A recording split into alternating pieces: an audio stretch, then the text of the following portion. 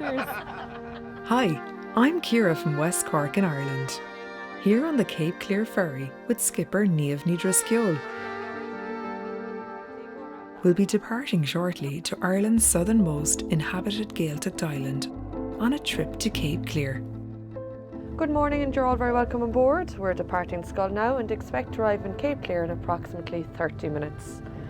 In the unlikely event of an emergency, we would ask all passengers to please follow crew instructions, and life jackets are located within the saloon. Hi Niamh, how are you doing? Where are we off to today? We're on the ferry, the Dún na Séad Dó. We've just left Schull and we're on the way to Cape Clear, the biggest island in this area. And how long have you been working with the Cape Clear Ferries? I've worked on the boat for 15 years. I started here with our former captain, Schull, around 2004. And do you want to tell us a little bit about the ferry service? It was my granduncle who brought the first ferry here. It goes back that far. Before that, they had to go out on their own boats, and they'd have to row up the river to Skibbereen.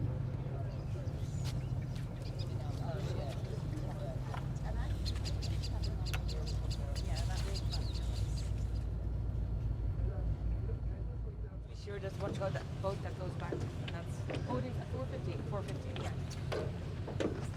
Sunday, have a nice day. Thank you. You're very welcome.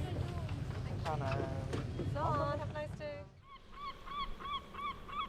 The ferry has dropped me off here at the North Harbour, a safe haven for hundreds of years, and is very much a central hub for the locals and visitors to Cape Clear, or as it's known in Irish, Ileán Clare.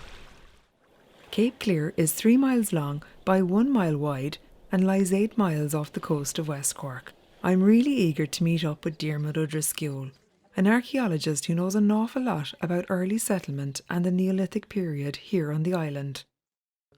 How are you, Diarmuid? I'm very good, thanks, Ciara. It's nice to be here on such a beautiful day on Cape Clear. It's beautiful. So what's the story here, Diarmuid?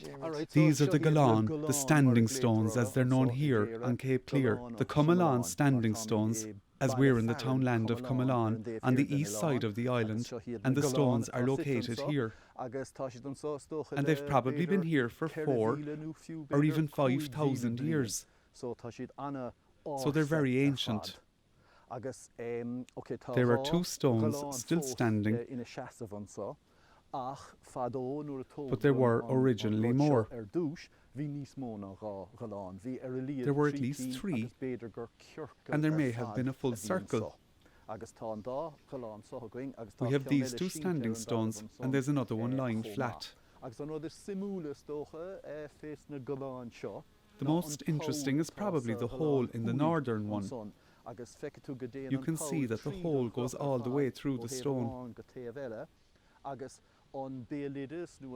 And the story here on Cape Clear is that when people got married long ago, the man and the woman stood on opposite sides and they shook hands through the hole. Now, I don't know if that's true, but that's the story.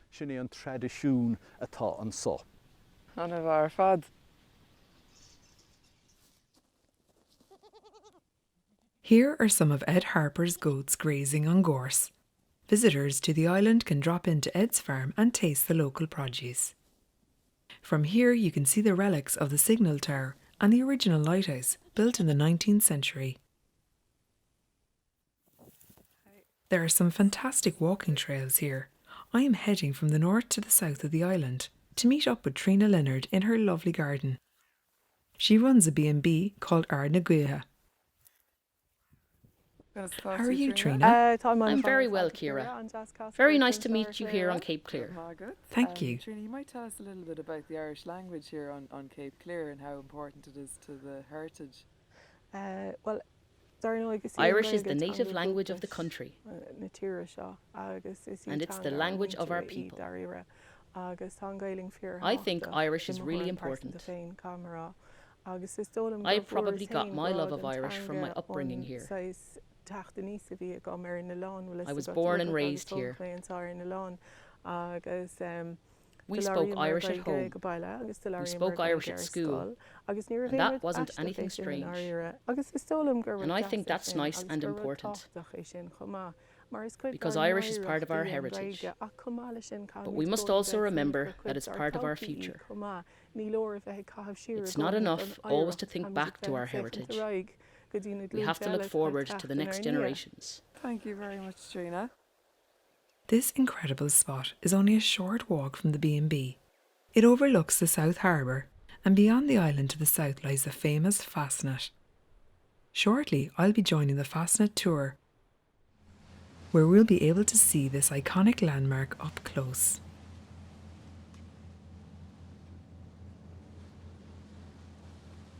Can you tell us maybe where we're off to today? We're just after leaving Cape Clear and we're on our way to the Fastnet Rock, which is about 4 miles from Cape Clear. Brilliant. We go there roughly around 3 times a week when the weather is suitable. It was a light put there first in 1850s, and the light was on Cape Clear before that, but it was too high up and you just get covered with fog too easily. So they built the lighthouse out here, and the first tower was made of cast iron, and that wasn't suitable because the water was breaking it. You know, it was too rigid, and they decided then they'd build one with granite, and they built it with granite. It took about 5 years to build, and we have a nice lighter ever since. Down through the years, you know, when ships had no equipment like they have nowadays, it was the thing they'd look out for, you know, when they're passing, when they'd see the Fastnet, they knew where they were, you know. Yeah. Brilliant. Thank you very much for that, Fastnet. Okay. Thanks, I'm looking forward to the rest of the journey now and getting out to see it up close. The wild and lonely Fastnet, so stately and so brave, a true and ocean sentinel to those upon the wave. It cheers the storm-tossed mariner when weary from the fight. How joyfully he hears the shout, "Ahead, the Fastnet Light!" Oh, 'tis a ray from heaven among the breakers white. The Fastnet, the good old Fastnet Light. And when the weary fisherman, in darkness and in fear, trying to find the harbour, he cannot see Cape Clear. Drenched by the foaming water, whose sprays have dimmed his sight, and almost verging on despair, he sees the Fastnet Light.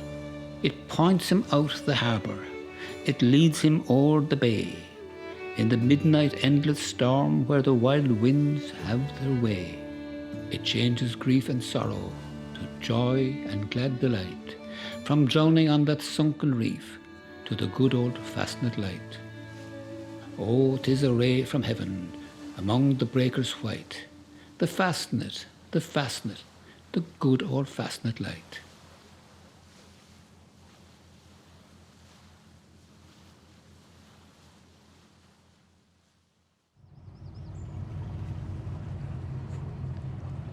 It's time for a bit of local music.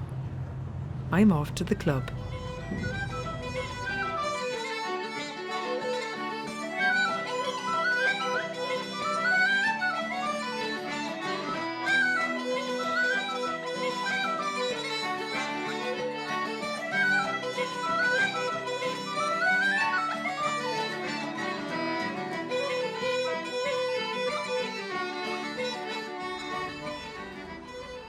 Our last highlight is joining Micheál on his boat.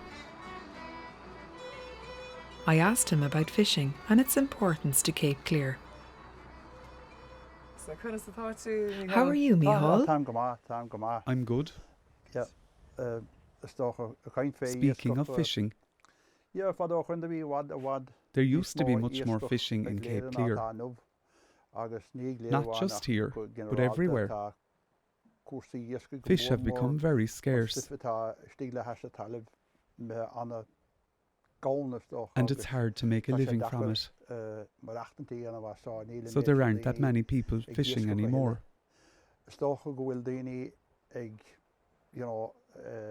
They're taking people out to see birds and whales and so on. But that's not really fishing. That happens in the summer and has replaced fishing. If we go back 50, 60, maybe 80 years, the main transport was a small boat. You might go to Sherkin Island, another island, or the mainland. That was the mode of transport. The current modes of transport didn't exist. We were mostly able to live from the land and the sea.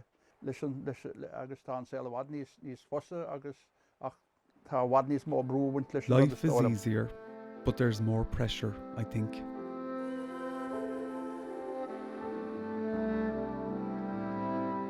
What a wonderful visit to Cape Clear. I've learned so much about the history and the heritage of the island. I know I can't wait to come back again, and maybe next time you'll have the chance to visit in person. Slán, agus gurabh magat.